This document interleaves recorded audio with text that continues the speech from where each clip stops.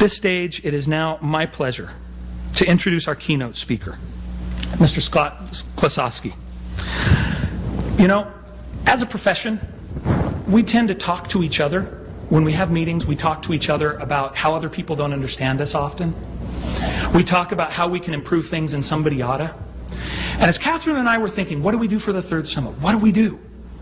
We thought, we've got to bring someone in from outside. So we started looking at speakers bureaus and a lot of different outlets. And we found lots of people. One stood out. Scott Klososky was at the top of the list from the very beginning. And we looked at him and we thought, for a number of reasons, we thought, we're going to look around. We wanted him. And then we looked, and one day Catherine and I said, you know what? It's him. Let's just suck it up and go for it. We made the call. Scott was somewhere, I think, in Florida. I was on my way to an interpreting assignment in San Jose, and I was on phone with my earpiece in. Catherine was in the Eastern Sierra. And so we got together, melded minds for like 30 minutes. But in the first 10, Scott got it. He's not an interpreter, but he got it. Catherine and I got off the phone and we said, yeah, this is the guy. He understands language. He really understands business. He has got a number of startups under his belt. One that was one of the first companies that did pay-per-view streaming. And that company, he sold it for $115 million. He was one of the founders of one of the first joint ventures between the Soviet Union and the United States for handwriting recognition software. So he's worked internationally. And if there's one thing I know that Scott has, it is vision. And so when he brings these up on stage, we're confident that what will happen is understanding. So with that, I welcome Scott Klososky.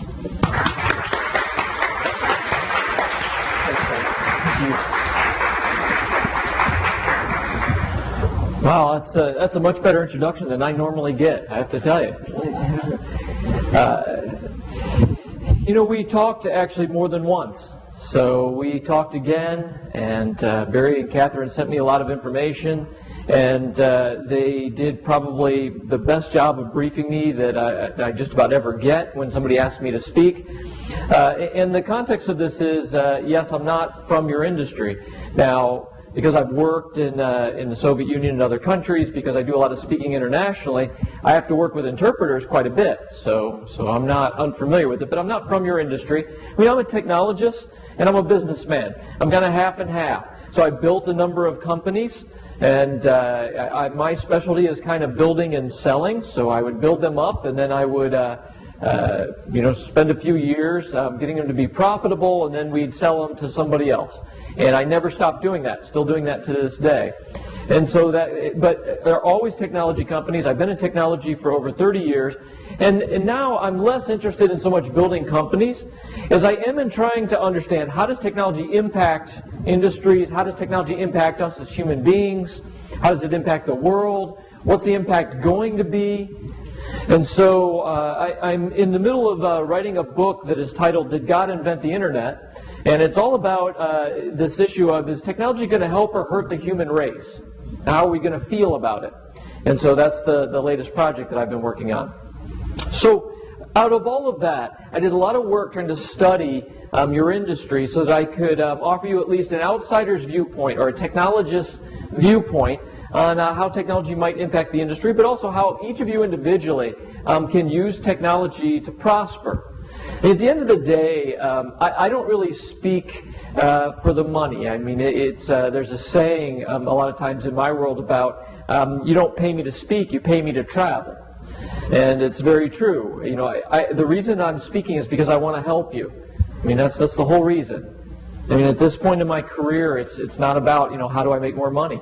I mean, it really is about how can I help you to prosper. And so I just want you to understand that is the motivation of why I'm going to say everything that I say today. Now, we got to start off by understanding these concepts, right? We are in a time in human history where we have a technology explosion going on. So if you really step back and you look at decades of time, If you look at about 1980 forward, when we got PCs and then we got the internet and now we've got other tools, we are in a time where the number of technology tools that are coming to us is exploding. It's increasing, the volume of tools. At the same time, the pace is actually speeding up. I mean, literally, we're getting more and more tools, faster and faster. Now, that's something that you just need to think about. Like intellectually, I just want you to understand that concept, okay? Is that the pace of innovation right now is speeding up. And what that means is we're getting a larger and larger toolbox. Every single one of us is getting a larger and larger toolbox that we can use.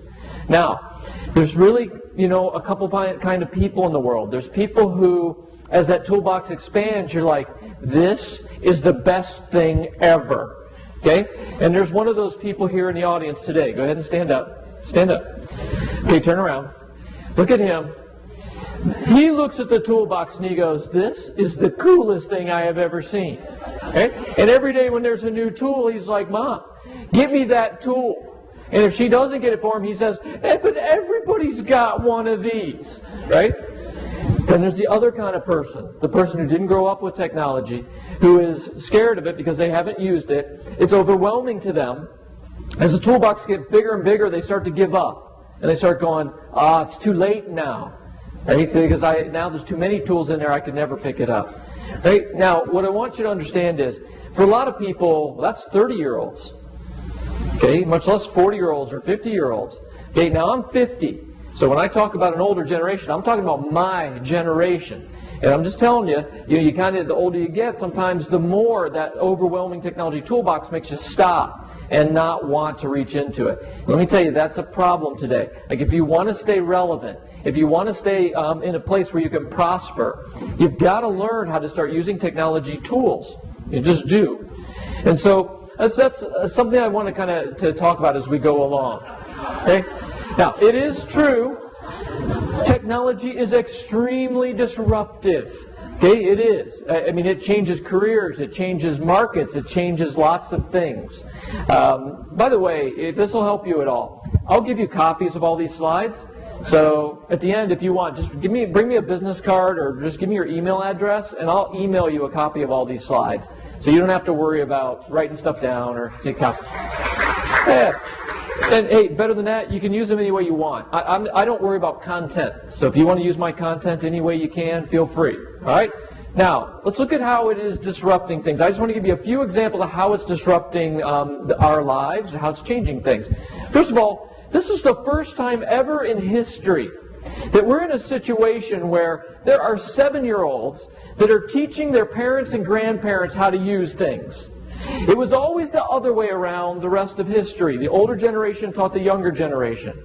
For the first time ever, it's a common occurrence for Barry to reach out to his grandchild and say, could you show me how to put a different kind of ringtone on my phone? I don't know how here. And the 7-year-old has to do it for him. Right? I mean, it's getting this bad, right? Hi, this is Bridger. Say hi, Bridger. Hey, Bridger. He is playing with the iPad, and he just turned 2. So, why don't you show us... First of all, draw us a picture. Nope. Yeah, draw us a picture, Bridger. Big dinosaur. No, draw us a picture first. Okay. Sweet. I'm excited. Oh. This? Yeah. A red one? Okay, Bridger is 24 months old, right? And if we watch this whole 6-minute video, we'd see he's got fantastic command of an iPad. He's 24 months old. Now, think about how that changes the world as he grows up and how he views that toolbox. And, we have, again, a lot of adults that the thought of using an iPad or a tablet is still scary to them, 24 months old. There's a companion video. It's very cute. It's a little girl. She's 2 years old, and she's sitting cross-legged on the floor. And her parents hand her a magazine, a paper magazine. And she looks at it and she goes... And when it doesn't do anything, she picks it up and throws it away. It's very cute, okay? All right, nor have we ever lived in a world where we can get any piece of information in seconds, milliseconds. And you think about how that's changed the world. I mean, I come from a generation, right? And so do you, right? In the yellow shirt. You come from this generation where when we wanted information when we were kids, we went to a library And I want you to think about searching. Today's searching is I talk to Siri, and Siri gets me information instantly, right? Or I Google it. In our generation, we went to a library, we went to a big wooden box, right? And then at the wooden box, we had to search it for an index card, so we slid out a drawer. And then when the drawer came out, we actually had to look for a number, right? And then we went and found the one book in the library that had a little bit of information. You had to leaf through the book to find it. Right? So what was the name of that system called? Yeah, that's right. You guys are all old. That's all that proved right there. So that's how we got information. I mean, it's crazy. I mean, we also have never lived in a time where anybody in the world has a voice. And when I say anybody, I mean anybody in the world, and everybody now has a voice. And we haven't seen that before. And again, that changes things more than we've ever seen before. You know, in the Arab Spring, we had people spray painting Facebook and Twitter on the walls, saying this is the new weapon in the revolution. And we've never seen that kind of thing before. Right? Or you look at this kind of change. For the first time ever, we have a device that is an outboard brain. It's not a phone anymore, right? So you have one. You know, this, the role this plays in our life now, it isn't just something we talk on.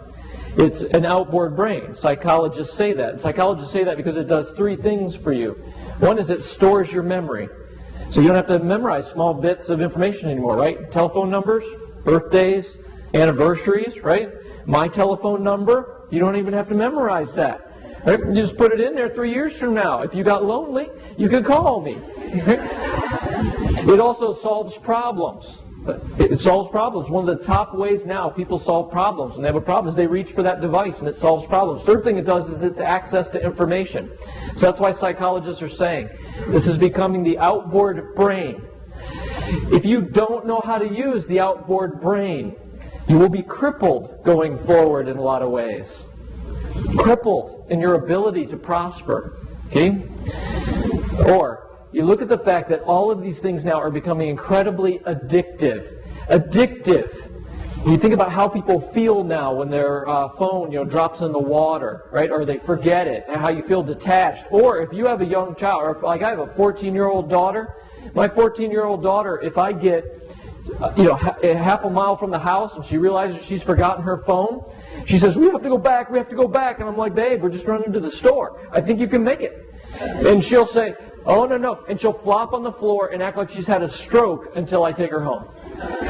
Or, this is my niece, this is a true story.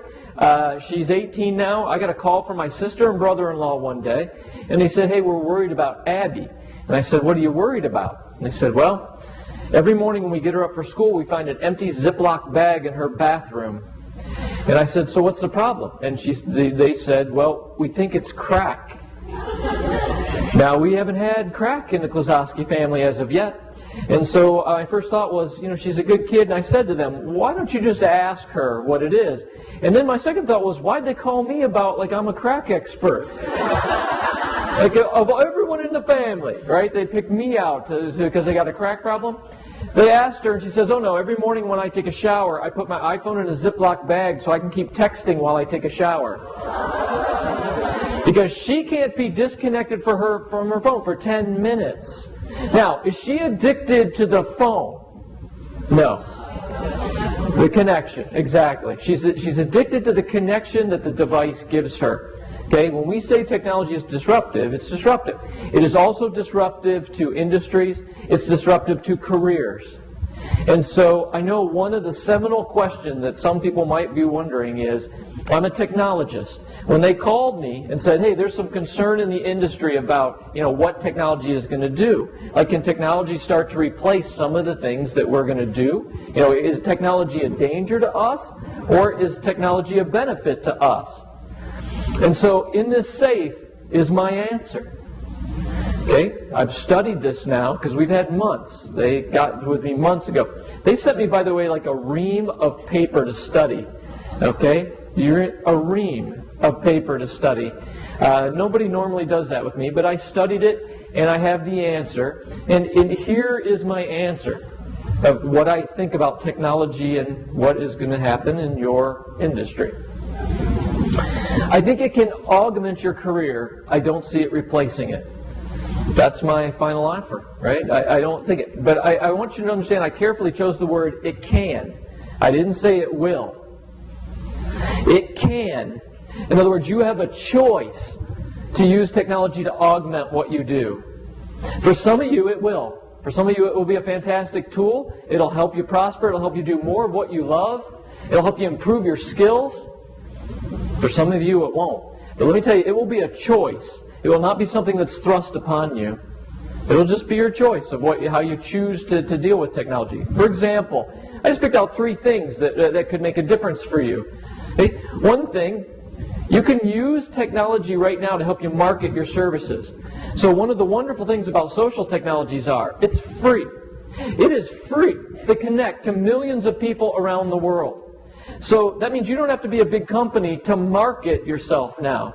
It's free in a lot of ways. So you can expand the reach of your business. If you said, I want to work more, okay, you now have free capabilities to talk to anybody in the world. Or things like this. Obviously you are starting to have some technologies that allow you to, from your home, if you wanted to, do the thing that you love, being able to interpret. Technology augments that, but only if you understand how to use the technology, only if you will engage and participate with the companies that are providing these services. If you're not willing to do those things, because you will only work face-to-face, and I'm not saying there's anything wrong with face-to-face, you should. The question is, would you like to augment that maybe at times? Or you look at things like this. I have friends that do interpreting, and one of the things they really want to do is keep up on their skills. So if they're in the U.S. and they're not inundated with people that speak, in the dialect that they have to work in a lot, they just get on Skype and they just talk to people in another country, and they just do that, 2-3 times a week to make sure they keep their skills fresh. So if you have to speak in multiple dialects in the language, lovely way to use Skype. You just make some Skype calls every week. Have a few conversations. There's lots of ways technology can augment what you're doing, as opposed to thinking that it's something that's negative.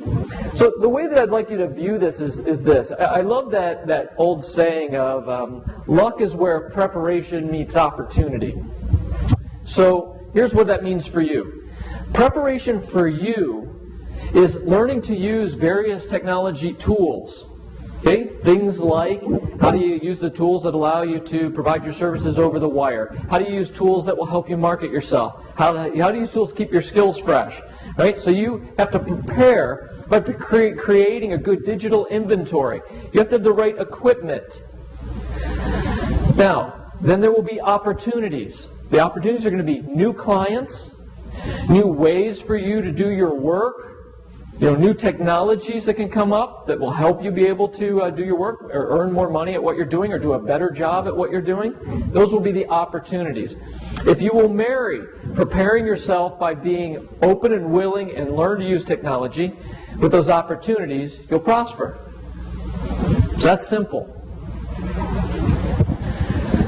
All right. There's a book that I wrote, and there are some of them here. It's called Velocity Manifesto. And in this book, I talk about what it takes to be a leader today. And any industry, right, or any person this applies to. If you want to be a leader going forward, you're going to have to do 3 things. The first thing is you're going to have to be able to make good technology decisions. Now that sounds simple, but that's everything from what equipment do you buy to how do you track what new technology is out there, when do you test new technologies out, right? But that's the first thing you need to be able to do is make good technology decisions. Second thing is you need to have high beam vision. You need to have vision of what's going to happen next in the future. Let me tell you why this is critical. Because as we said, the world is changing faster and faster. If you'll understand that the world is speeding up, the pace of change is speeding up, then you would understand there is a premium put on being able to see out into the future further and more accurately. So there are a lot of people who have zero vision about what interpreting is going to be like in 5 years. And if you have no vision of that at all, you will not prepare yourself. You will not put the resources together. You will not learn the things that you need to learn. When you have high beam vision and you see out further, you do trend extrapolation, okay, you'll put your resources together so that you're better prepared, so that you will be relevant in that future. The other thing that you have to do is understand cultural changes. Technology is changing people, and it's changing how we relate. It's changing cultural changing. When I say internal and external, I mean it's changing our families and our employees, and it's changing our customers and the people that we have to interface with. And there's an awful lot of people that have this vision problem where they think everybody thinks just like them. So if I give you two ends of the spectrum, I might have a young person that thinks, well, everybody's on Facebook, everybody's on Twitter, everybody uses a mobile device. Everybody does, because all my friends do, and I don't see anybody that doesn't. I see older people that go, nobody uses Facebook, nobody uses Twitter, nobody uses these tools. Why? Because none of my friends do. Both of those are dangerous. Okay? You have to understand the changes that are going on, regardless of how you feel personally, or what you're comfortable with. Okay? So you got to do those three things if you really want to be a leader, if you really want to prosper in the world. So I just want to take the middle one for just a second. Okay? Let's talk about high beam vision.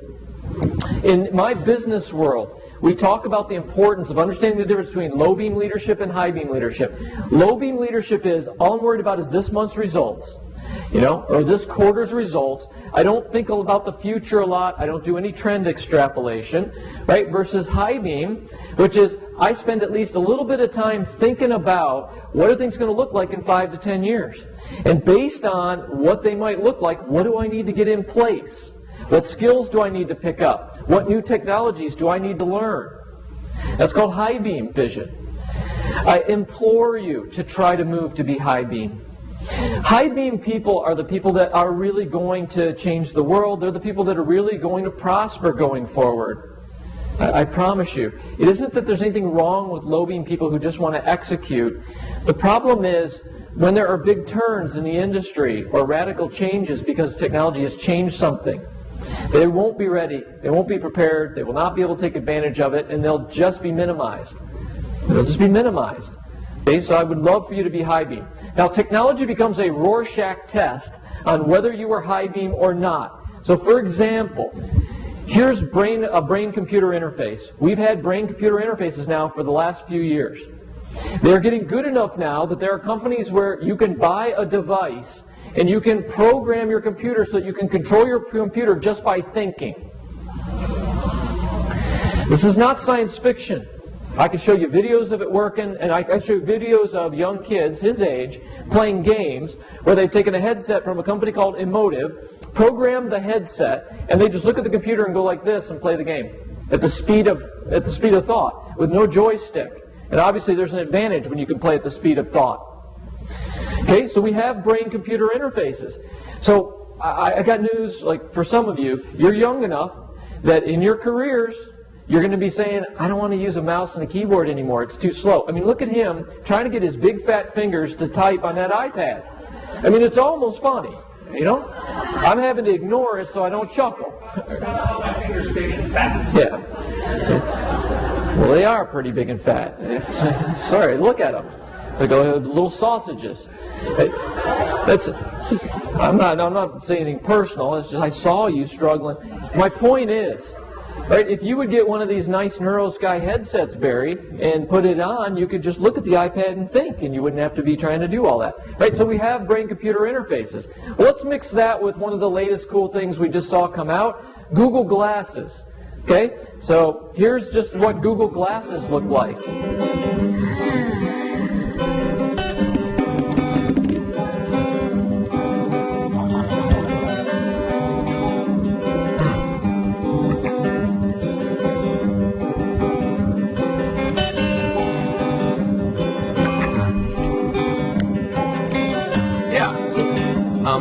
Meet me in front of Strand Books at 2.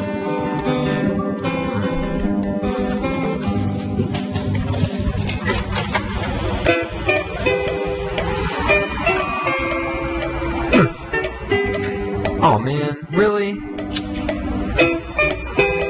Right, you get the idea. Now, this works, right? There's people at Google that are walking around with these glasses, and they work. Now, you notice he uses audio commands to use the glasses, but really we have brain-computer interfaces, right? So how long before you have a brain-computer interface that's attached to the glasses, and you put it on, and now you just think those things, and they fly into your vision?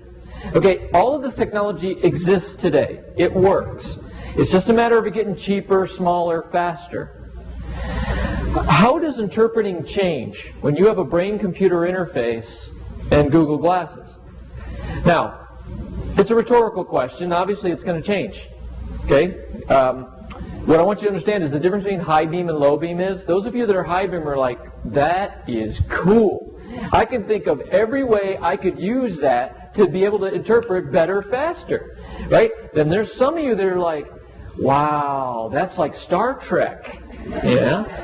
Never happened in my career. I'd never wear one of those, but it looks cool. Right? That's the difference between high beam and low beam. And I just want all of you to be high beam. I don't want you to fight against the things that are coming, because it'll take people who are very skilled, very smart, very high IQ people, and it'll minimize the impact you're going to be able to have on the world if you fight against this. It's coming. So let me paint some perspective for you. I want to go through social technologies with you. I just want to pick just the social technology toolbox, and let me talk about that for a while. And I'll relate that a little bit to your industry. One of the things I want you to understand about technology is it's all about connection. We are connecting things that have never been connected before. So one way to look at it is this. Web 1.0 was connected organizations. We took websites, and we could connect now organizations with websites to people, and that had never, like it had never been done. So in the U.S., when we first got websites, LL Bean created an e-commerce site. LL Bean sent catalogs around the U.S., and that was how they sold things. They turned on their website. In the first week, they started getting orders from Japan. They've never sold anything in Japan, never sent a catalog to Japan. But that's what a website was going to allow them to do. They can now connect their organization with people all over the world. Today, we're kind of in Web 2.0.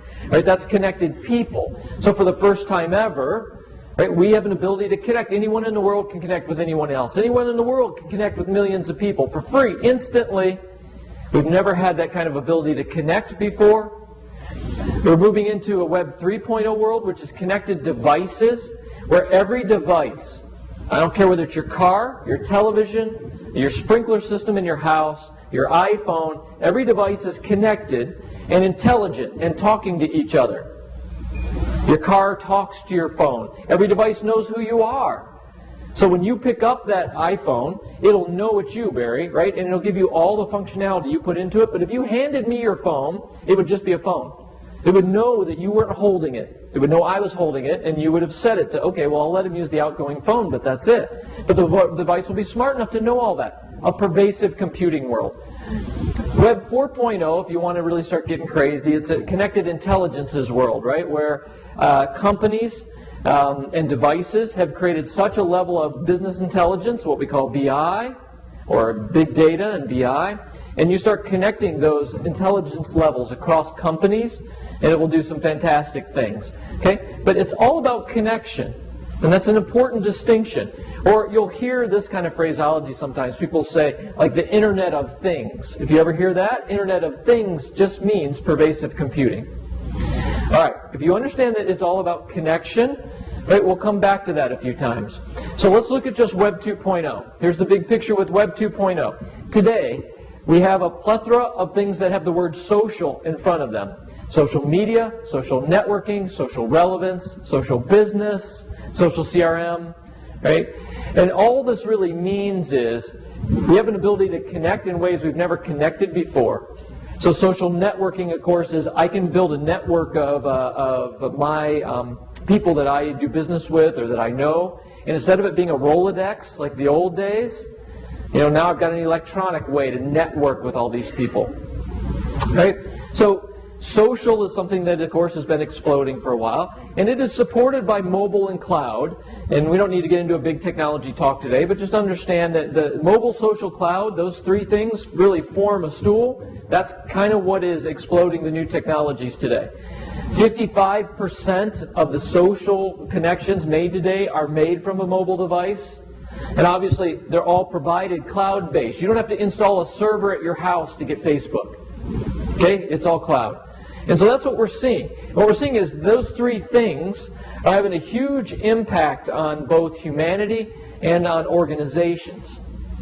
And I'll talk about some of that impact kind of as we go along. But again, much more than we know. In fact, what I would tell you is there's a lot of historians that make this connection. They'll say, well, back in the 1400s, we got the Gutenberg press.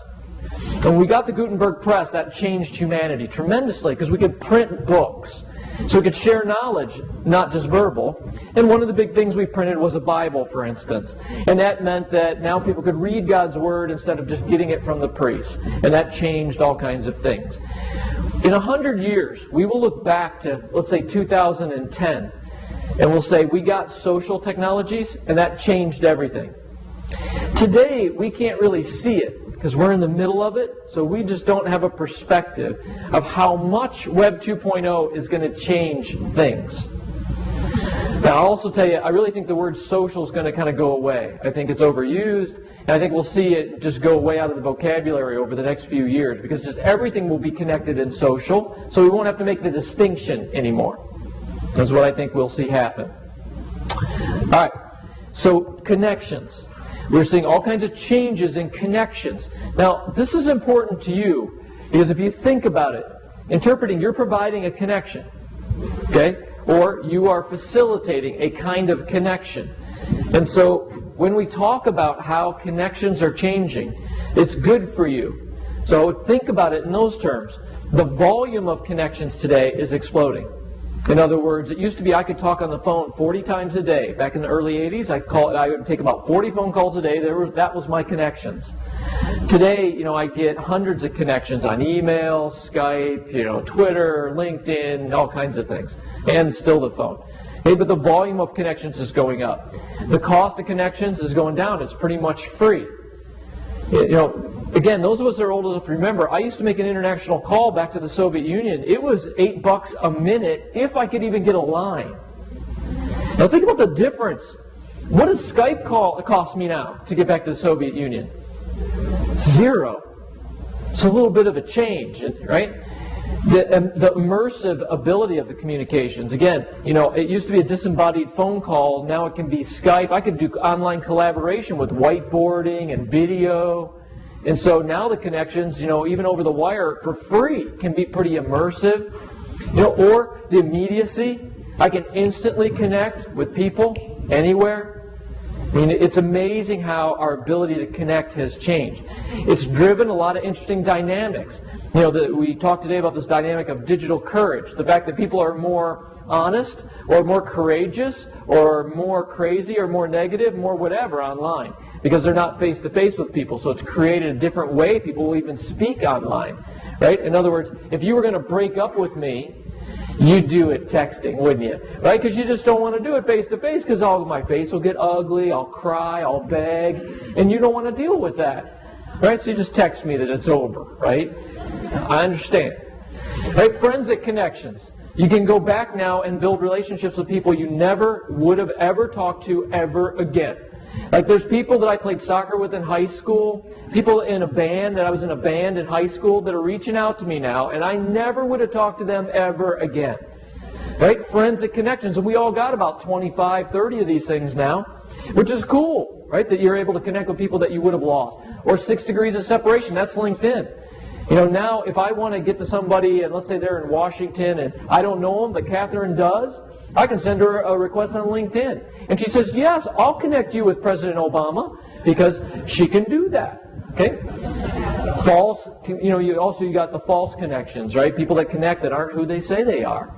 Okay? So lots of different things that are going on now with connections that are really important to understand. Now, all of this is leading to what we now call amplified influence. That any one of you can now amplify your influence on the world in amazing ways. And the thing that's a bit sad to me is that all of us here today, now we live in the first generation ever, where any one of us can have amplified influence on the world. And so many of us aren't using this capability because we either don't like technology or we don't understand it. So, even though we got fantastic things to say, we don't say them. I mean, again, for the first time ever, any company, any person can connect to millions of people. Any one of you in here, any one of you could start a blog start putting out really interesting content, and you could get millions of people to read your blog instantly, and it would cost you zero. Zero to create it, zero to distribute it. And even though it's going to cost you zero to do all that, there's a lot of you that wouldn't take advantage of that. And that's a bit of a shame. Or, you look at the fact that today, any content that gets created, videos, PowerPoints, documents, graphics, pictures, right? Any content you create can be posted on the web and broadcasted to millions of people for free. And we have people that don't take advantage of that either. Or, you talk about amplified influence, online reputation. One of the things that's really changing out in the business market now is the way you build trust today is by going online and seeing what else everybody else recommends. So we're moving from what's called a research economy to a recommendation economy. People used to try to research who is the best interpreter, right? If I just pick an example, like who's the best English to German interpreter, and we would do some research to try to figure that out. Today we just go online and we look for recommendations. We just go look online and look your name up and see what people say about you. It's your online reputation. Now, when you talk about online reputation, there's three places you can be, and you need to ask yourself which one you are. You could have a good reputation, you could have a bad reputation, or you could be invisible. And 2 out of 3 of those are bad. A good reputation is you post content online about your expertise. A lot of people read it. You're connected to lots of people, and when people talk about you online, they say nice things. That's a good reputation. A bad reputation is the opposite. You don't really post much about what you do. When you do, it's terrible. Nobody passes it on to anybody else, and when people talk about you online, they don't say many good things, and you're not connected to many people. Invisible is invisible. I search your name because somebody recommended you. I can't even find you. Now, does that tell me you're an industry expert at interpreting? No, it doesn't, okay? So that's where we talk about the amplified influence today of what's happening. All right, so I just want to talk again, keep going through some of the concepts under social. One of the ones we hear a lot about is social networking. This is one of the most basic things, is to improve your career, is to build a larger and larger network of people that are possible customers, possible clients, okay, or people that are conduits to clients. It used to be networking in the old days was you had to go shake hands with people. You had to go at meetings, you had to go to events. That was how you networked. Today you can do that, plus you can network online.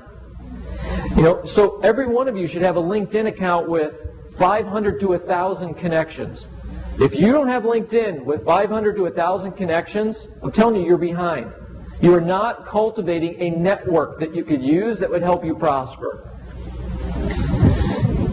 Social networking, right? It's not net play, net eat, right? Net visit. It's network.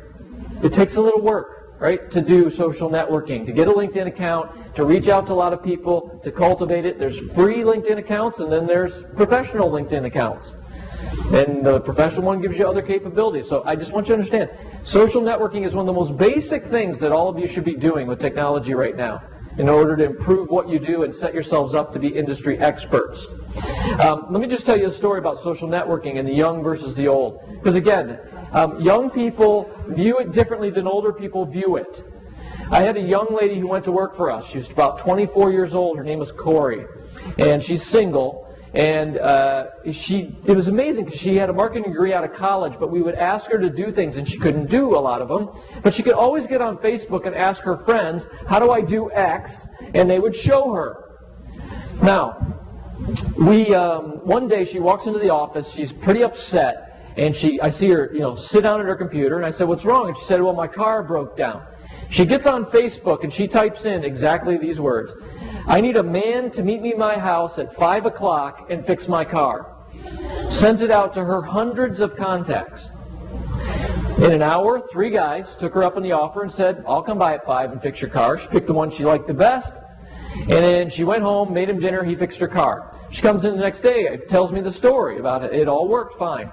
And I said, that's an odd thing, just for my generation, that you would make that request to your network. And she looked at me like I was crazy. And she was like, Scott, My dad normally fixes my car. He wasn't in town. I don't have a boyfriend. And if I take my car in, the service people usually cheat me and just tell me it's $800 and it's something simple. So what other choice did I have? But to her, that was a completely normal thing, to reach out to her network to get help or to get some work done. Again, you come up in the age a little bit, and we got a lot of people that are still asking me, like, should I accept invitations on LinkedIn? Really? I mean, LinkedIn's just the new Rolodex, right? That's all it is. So, got to understand social networking. Got to understand the concept of frictionless communication and how that's changed things. So as I mentioned to you, the ability for anyone to talk to anyone else instantly for free, millions of people around the world, has created what we call frictionless communication. And it has caused some new interesting things. One thing it brought us was citizen journalism. Citizen journalism means anyone in the world can now talk to anyone else in the world. And they can become reporters, and they can report the news. Now, that's not a small change. One interesting note about this, though, is citizen journalism seems to work a lot better if you can speak English. So it's limiting the amount of people who can be citizen journalists. So in other words, like in the U.S., we always have to go look for some English-speaking person in Syria to be able to tell us what's going on. It's a great opportunity for you to become the conduit for citizen journalists who are not English speakers. But I wanted to show a video to you real quick about citizen journalism, about the concept and how it's changing the world. This was done by a friend of mine. He's 23 years old, and he is a spoken word poet. And he just got out of college, and I asked him, one day we were talking about technology, and I said, man, I would love to do some videos on technology that explain things to people. And I started talking about citizen journalism, and he said, dude, let me go do a video on this. And so here's what he did to explain citizen journalism. Oh, sorry. I went button crazy there for a second, right? Just before I show it, I just want to make sure everybody understands. Like, citizen journalism is the concept, right, that anyone in the world with a device can now report on anything. And what it's changed is, like Twitter, the average time between an event happens and when it's in the news or on Twitter is 60 seconds. And the fastest form of traditional media is 30 minutes. And so Twitter has become the fastest source of news now. And by the way, it's unfiltered.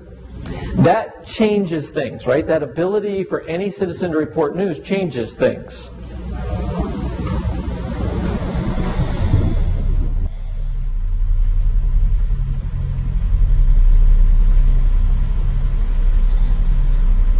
In 1938, following the fateful night of broken glass, 30,000 Jewish men were sent to any number of concentration camps. And while the world looked on through the shattered windows of the Nazis' caper, it took 2 years for the camp's atrocities to make the Times front page paper. Then later, in 1942, the U.S. State Department refused to release the Third Reich's intent to exterminate the Jews because, apparently, genocide isn't quite headline news. But when it finally did reach the public's view, you could find 700,000 deaths shoved to page 5 in paragraphs 1 and 2. Compare this to 2009, when Nida Agal Sultan was shot in an Iranian election protest and died. A shaky cell phone video sent her last breaths worldwide, and she was trending on Twitter before the end of the night. Millions of views just one day later, and Iran's unjust election protest headlined every paper.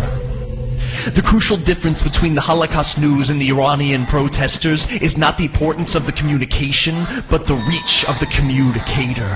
We are now frictionless neighbors, world news curators, cultural translators, censorship invaders, content creators. We are the printing press every second. We are citizen journalists, just look at past and current events.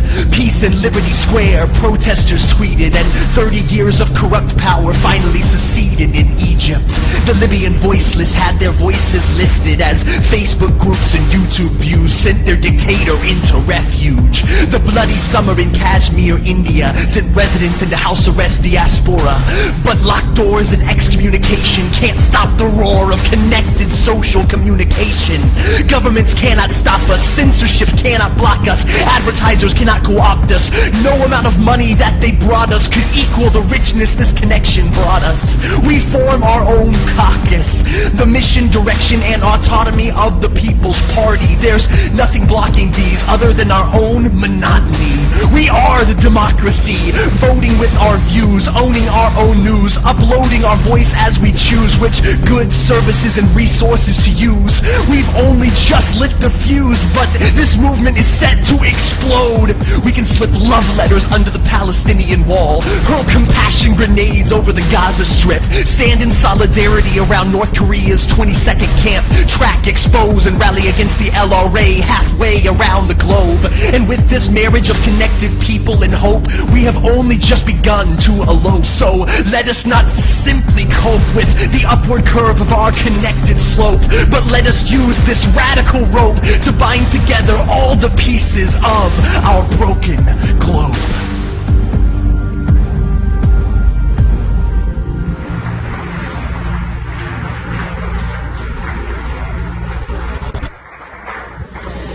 When I tell you that things are changing more now than the Gutenberg press, this is just one small thing social does, is it give everybody in the world a voice.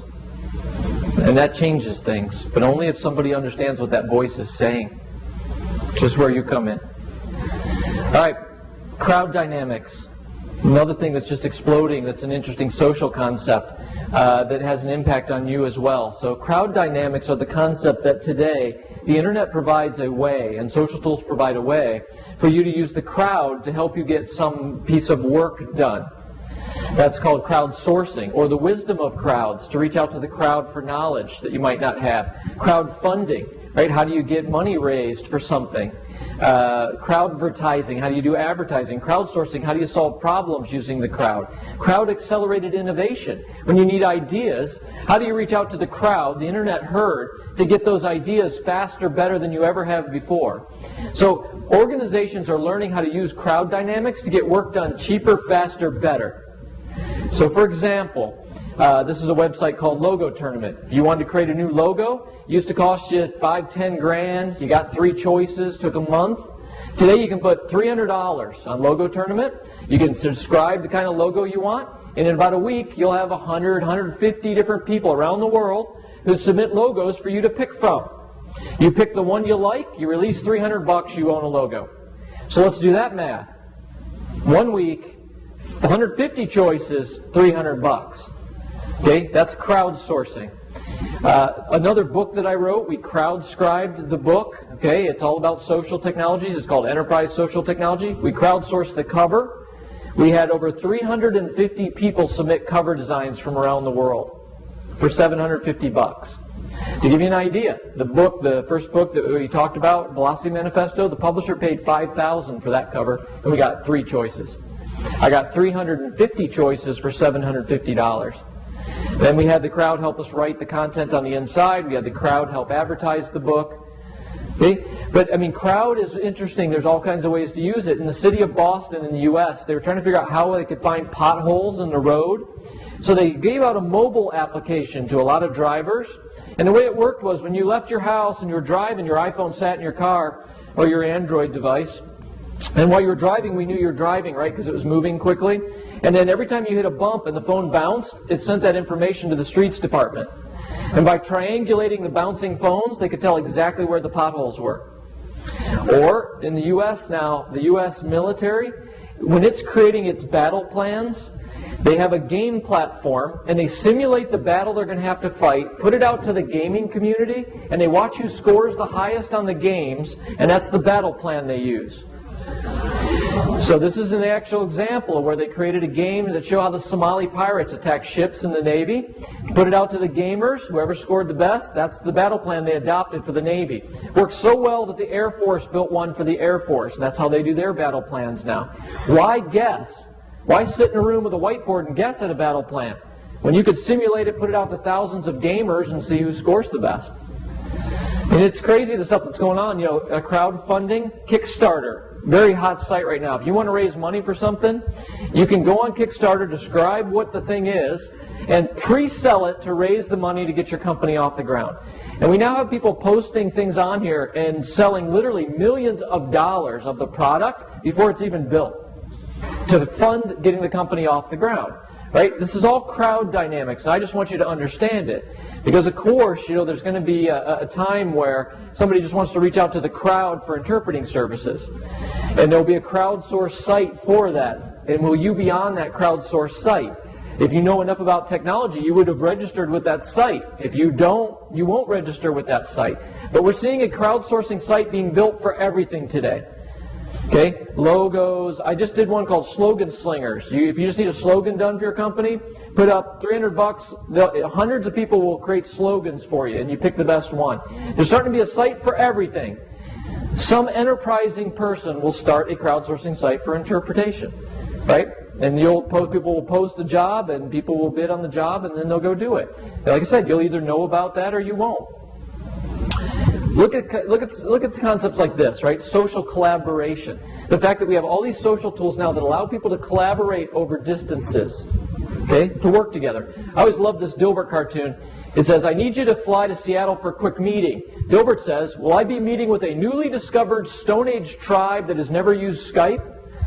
And his boss says no. And he says, well, then I'm totally confused. Right? So, I mean, the point is, companies now, organizations, governments, I mean, we have the ability now to collaborate with workers, with people from all different parts of the world. That's a pretty cool thing that we can do now. And it has created this paradigm. Think of it this way. Work 1.0 was when everyone worked in a building. And so you worked with just the people in the building with you. Work 2.0, which is pretty much where we are today, is, well, now people could work from home. You know, we could start to, you know, at least work over distance with somebody every once in a while. But we're moving into a work 3.0 world, where when you need to get something done, it'll be very normal for you to use technology to go say, well, who's the best at this, who's the best at this, who's the best at this? Well, they happen to be in 4 different countries. But that won't matter. God bless you.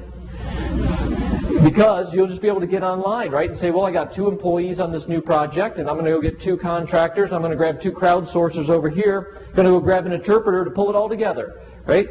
That will be a normal thing in a Work 3.0 world. Again, will you understand enough about technology to play that role, to be able to just join that team? Well, if that team is Lockheed Martin, who's developing a new fan blade, it's just a client I did some work for, and they're moving heavy into Work 3.0. One of the problems they have is they say, well, we need to develop a new fan blade. We got 2 employees. We got an engineer who's a metallurgist from Russia who's the best at that. And then we got a production person from China who's the best at that. And we need to put them on a team for 3 months. And we need to collaborate on all this. And you can imagine the problem that happens, right? So what they need is that 5th person, or 6th person, 5th and 6th, who can pull that all together. So we're moving into that world. And I just want you to be part of that world as we move into it. So, you know, I've got to make, you know, that distinction, which I know you know. You know, there are some people that worry about the kind of the machine translation, right, that we've got that coming. And, you know, my viewpoint, and maybe it's because I'm older, is that I think technology, as I said, it just augments what we do as human beings. So in writing my book, you know, the Did God Invent the Internet book, and I have to make a statement of, is technology going to help or hurt the human race? One of the things I have to understand is, how is technology going to augment what we do, and how is that going to impact us? How does it change us that we can get any piece of information instantly today? Oh, well, let's talk about that for a second. Because for you, that's very cool, right? You can just go online and you can get anything you want, and that's, you know, instantly information. That's a very good benefit for you. Okay, but what if you're a 12-year-old boy and you have an iPhone? What do you think you go search for?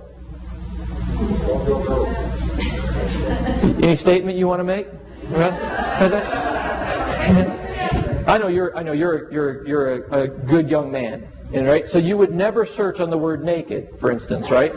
That would never happen. I can tell just by looking at you it's never happened. Right? But this is the problem, right, with technology. It augments us, and some things it augments are good, some things it augments are bad. But, in this case, there is a place for machines. I mean, machines doing gross level, what I was a gross level translation, in a pinch, if I'm traveling in another country, this has happened to me. I was in Russia, and I didn't have an interpreter with me, and I needed to check out of a hotel. And I go up, and it's like 4 o'clock in the morning, and somebody wakes up, gets off the cot to come try to give me my passport, not a word of English, and I got not a word of Russian. In that case, I had to flip open a book, and struggle through, right? Something like that might have been handy. So there's a place for that, okay? But I think what we got to understand is there are things that machines do well. There's an example of something that is really a translation app, right? There's a translation app, that machine translation, that's valuable, right? I would want to know it's clothes optional before I walk on this beach. But there are so many places where technology is not appropriate. It's just not. And I think that's what we got to understand about an augmented world. Okay? It's not appropriate here. And not as appropriate, let's say. Okay? And so that's the way I look at the world, is that there are things that technology really augment and the good uses for it. But I think we have to understand that the pendulum is swinging a bit too far, where everybody thinks technology is going to do everything for us. That's where the pendulum's swinging. And I think we're going to find, over the next decade or two, the pendulum's going to swing back, and we're going to realize, hey, there's things technology was good at, and there's things that human beings are really good at, and we got to be able to discern those two, and technology will not replace human beings. It will not replace us. It won't. Okay? I just wanted to show this video to you. Some of you might have seen this. I just thought it was kind of funny. There are people that are trying to create, there's actually a prize out for this, trying to create machines that can talk to human beings, and a human being won't know that it's a machine on the other side. And so there's a big award out for whoever can build the first thing. Sometimes they'll call them chat bots. Okay, but let's just look what happens when you put two chat bots together talking to each other.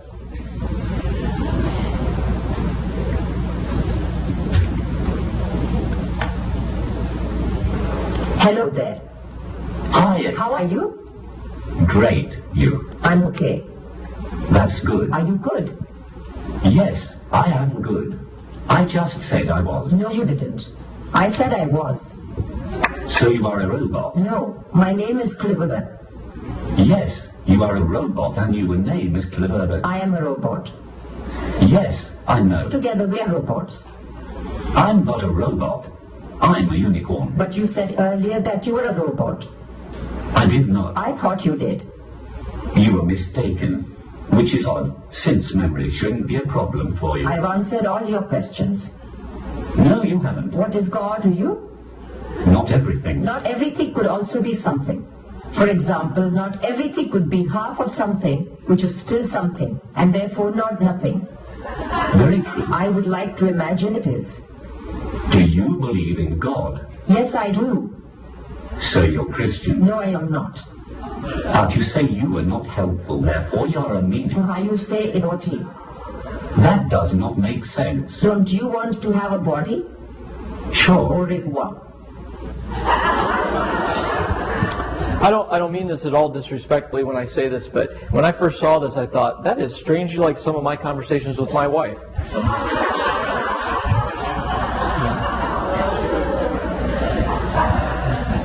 Again, so technology has a place, it has a role, and if you'll think of it more as it's something that can augment your life, again, only if you choose to invest the time in it, then it will be a good thing.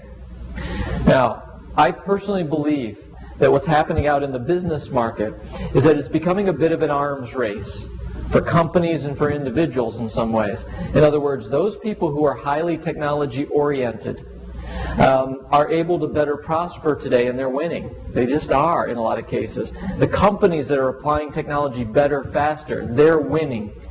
Okay? And so in this arms race, there's just a couple of points I'd like to make. One is, if you're the kind of person that is willing to adopt technology 18 months to 2 years before other people, you normally take market share from other folks. The same thing with a business. Businesses that use technology about 18 months to 2 years in front of other people, they take business away from their competitors until their competitors can catch up. It's just a fact. Now, I'm not talking about being bleeding edge. So I'm not talking about people going and spending thousands and thousands of dollars taking a bunch of risks. I'm just talking about when you see a new technology, instead of waiting around for 4 or 5 years until you see everybody around you using it, that you're a bit early at going and trying it out. So that you're, again, 18 months to 2 years in front of other people that are around you. That will help you get work. It'll help you, like I said, get customers or build relationships that other people won't have. If you're a business, I'm telling you, it'll just help you grab market share before your customer or your competitors can catch up. The other thing to understand is today we don't really have any secret piles of technology. I mean, almost everybody that creates technology wants to sell it to all of you. So you have the same toolbox as the person next to you. Okay, even across countries, it isn't like people can't buy technology if they're in Serbia. I mean, most of the technology today you can get either downloading it off the internet or just use it on the internet, or you just, you can buy the device somewhere. So, I mean, in Africa, in sub-Saharan Africa, I see people using smartphones. I mean, everyone's got the same inventory of technology today. And so learning to use that technology in more clever and inventive ways, more innovatively or creatively, that will give you a leg up. So just like I said, Skype is a great tool. It's a great tool. Skype's been around for years, by the way. It isn't like that just came out. Now, so, if you would have been on Skype 2 years ago, starting to figure out clever ways to use it, that would be great. I'll tell you how crazy this is today. Skype is, although it's not new, I have to sit and tell people, who are building relationships or selling, if you get a call from somebody that just wants to interview you for your services, you ought to make it a practice that the first time you talk to them, you do it on Skype. Because you'll find your close rate of getting hired is going to go way up if you'll get face-to-face on Skype instead of talking to people on the phone or email. So it's just a rule for me. When if I walked off stage and one of you from some organization, we didn't have a chance to talk, and you said, "Gee, I'd like to talk to him. Maybe he could come speak to our folks." If you were to call me or email me, you'll find first thing I'll say to you is, "Hey, let's get on Skype on Wednesday." And if you tell me, "Well, I don't use Skype," I'll say, "Well, why don't you learn?" I'll say it nicer than that, right? But I'll try to encourage you to learn, because people who can't get on Skype with me, I just encourage them. Look, it's free. It's easy. You can get it on any of your devices. Let's just try it. 80% of people, either 50% are already on it. The other 30 will get on it just to talk to me. It's amazing how better the relationship goes when my first contact with people is seeing them. Okay, so that's what I'm talking about. Use tools in a more creative and innovative way. Costs you nothing to Skype with people to build a better relationship. Anywhere in the world, by the way, you can Skype with them. The other thing to understand is, it is true, technology changes the battlefield. Okay, I mean, technology is changing your industry already, and it will continue to change your industry for the next decade, at least. It is going to change how the industry operates. It's going to change how people find you. It's going to change how you deliver what you do. It's going to change how your reputation is built. It is going to change those things. You can't opt out and tell me, "Dude, I don't like that. I don't like it. I don't want it." You have no choice. Okay? I mean, the industry is going to change. When the airlines could connect directly to the flyers so that you didn't have to buy airline tickets anymore, who had to change? Travel agents had to change, didn't they? And so they had to redo what they did. They had to become boutique industries. They had to focus on, eco trips. They had to do other things.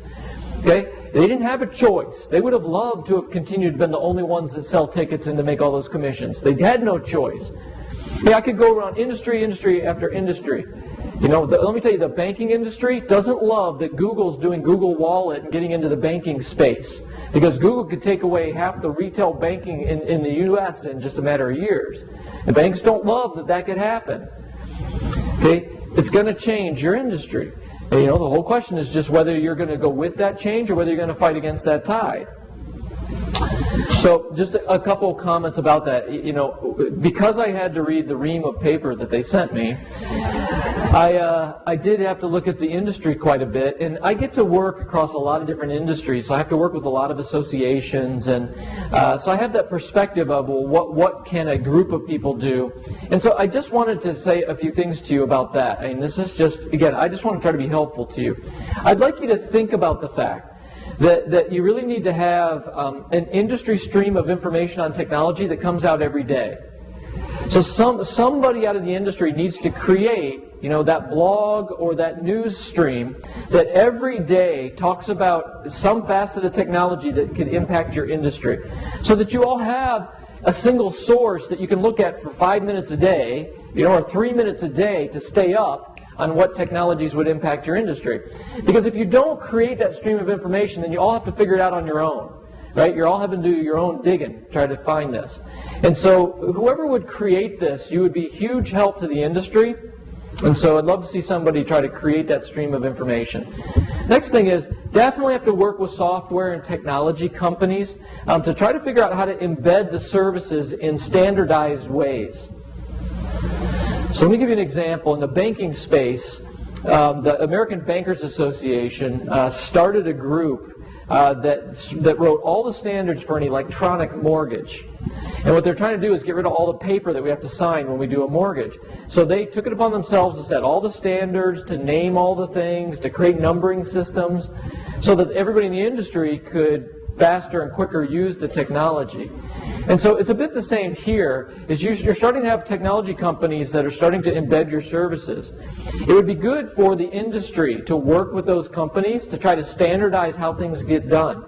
Like, for instance, how do you requisition somebody with interpreting skills? How do we list? How do we create the guide of everybody who does interpreting and what their language specialties are?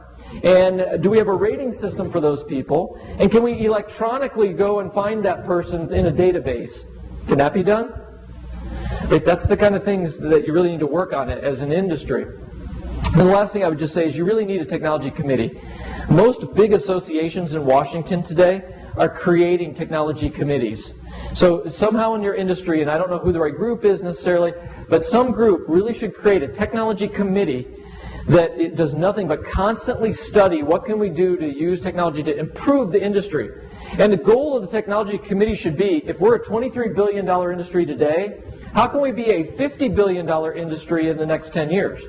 That should be the goal of the committee, is how do we use technology to double the size of the industry, and answer that question every year. So just some things that I think would help you. You're a smaller industry compared to a lot. And you're not younger, right? You've been around for forever as far as a skill. I don't mean you personally, all right?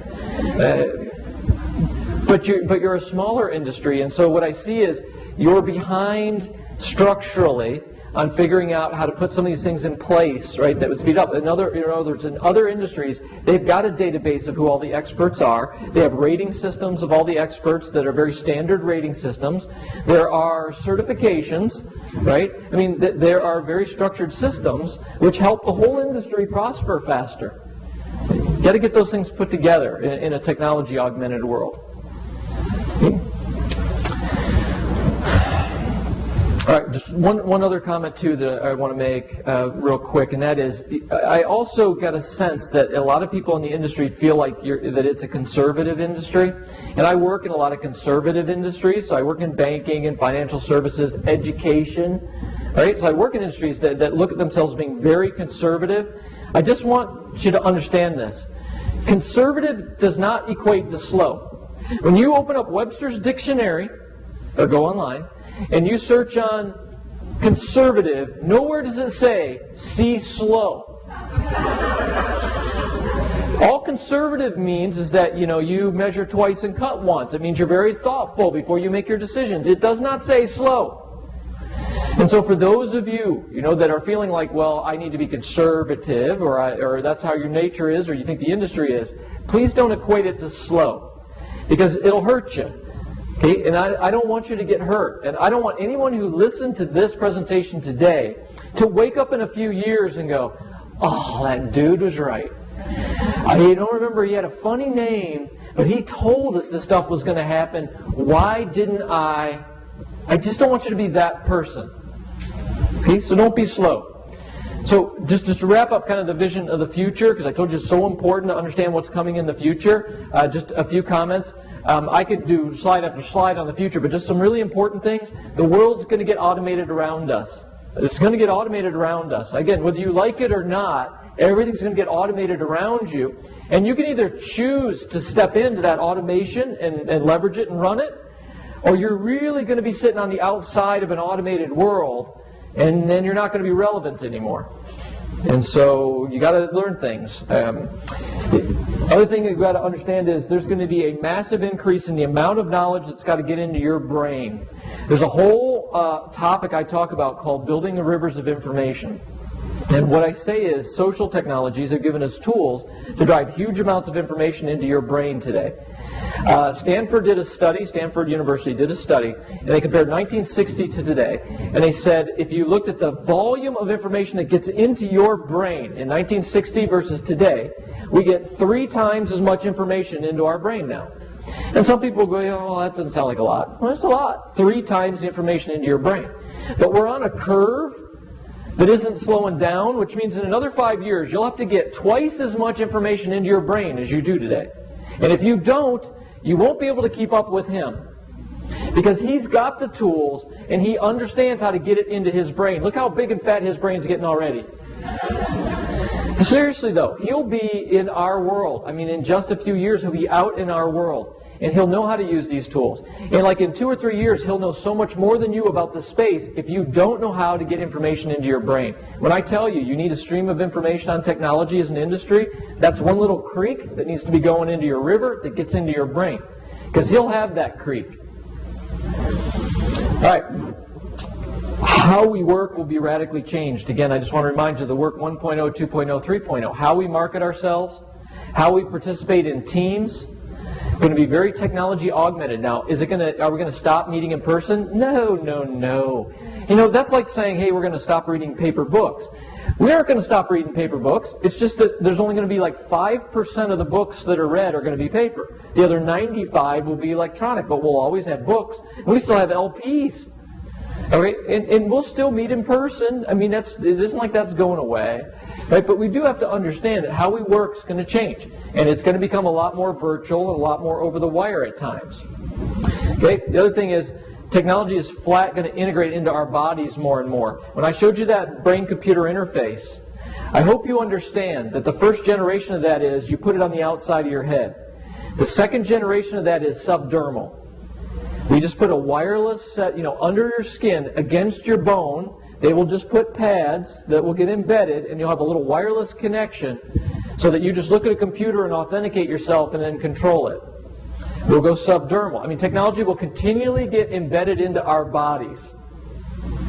Again, whether you like it or not. It'll create an interesting have and have-nots, right, where he's augmented, and he paid the 20 grand to get fully augmented, and I'm not. And now people have to decide who they're going to hire. And they're like, well, this dude's old school. He's still using his legal pad.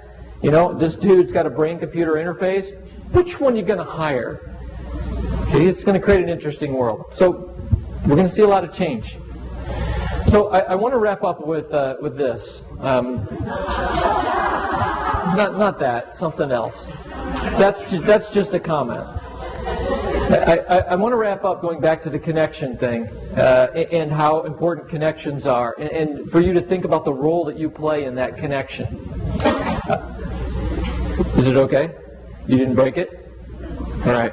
She threw her iPhone. I have no idea why. All right. So I want to show you one more video that David Bowden did. So he did a video on connection. And again, from his 23-year-old viewpoint of how he sees connection. And I just wanted you to see what he had to say about it.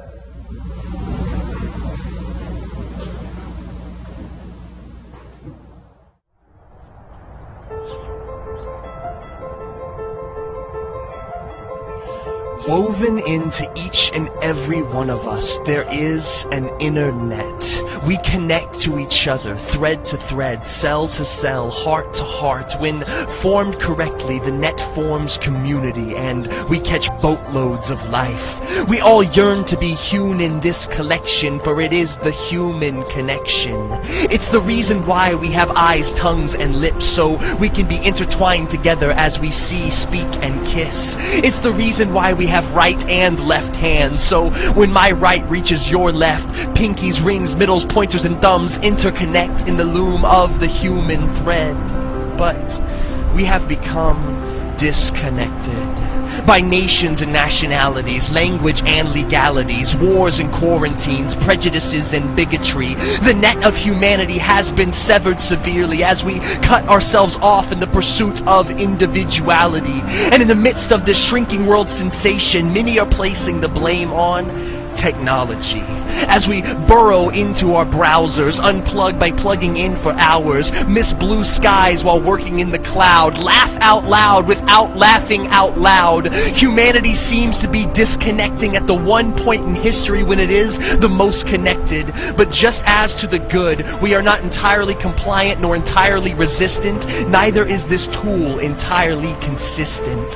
For the problems of our world used to be too big and too distant to connect to and know of its widespread existence. But now our world is too small and too close for us not to make a difference. We can now connect crowds around a cause, the ignorant to knowledge, the isolated to college, orphans to their fathers, donors to nonprofits, and injustices to those who can stop it. We can now see our newborn nephew, a revolution breakthrough, the troops as they withdrew, uncensored world news and what is and is not true. We can now hear cries from Thailand, shouts from Somalia, and can shove our arms elbow deep through our screens, reach out and touch them. But so often we use this tool to ignore them and the rest of those humans. For just as fire can be used for warmth or destruction, we misuse URLs, firewalling off the world with distractions. We search daily but find nothing, add friends but lose community, look for love but get pornography, try to discover ourselves but lose our identity. And though this entity is filled with both healing and brokenness, guilt and innocence, some of what's godly and some of what's devilish, that does not detract from its significance. When it comes down to it, the true nature of this new age unit is in how we use it. Woven into each and every one of us, there is an inner net, and I pray we may stitch our world back together as we knit, patch, and connect. I have two concerns about connection, by the way. One concern I have is that we have a lot of young people who can connect 100 miles away and can't connect 100 inches away. And that scares me. And then it scares me just as much, right, that we have some older people that can connect 100 inches away and have no idea how to connect 100 miles away. Both of those are a shame today. So, okay, I hope if you hear nothing else, that you heard a little bit about how much technology is going to change the world, how much it's going to change what you do, and it's a choice that you got to make. It's a choice you got to make as an industry about how you're going to use this tool, this toolbox. It's a choice every single one of you makes individually about how well you're going to use this tool, and I just hope that you choose wisely. All right, like I said, welcome to have a copy of the presentation, and I'll send you copies of the videos and all that kind of stuff. I just need a business card or email address to send it to you. Thank you for letting me visit with you for a while this morning.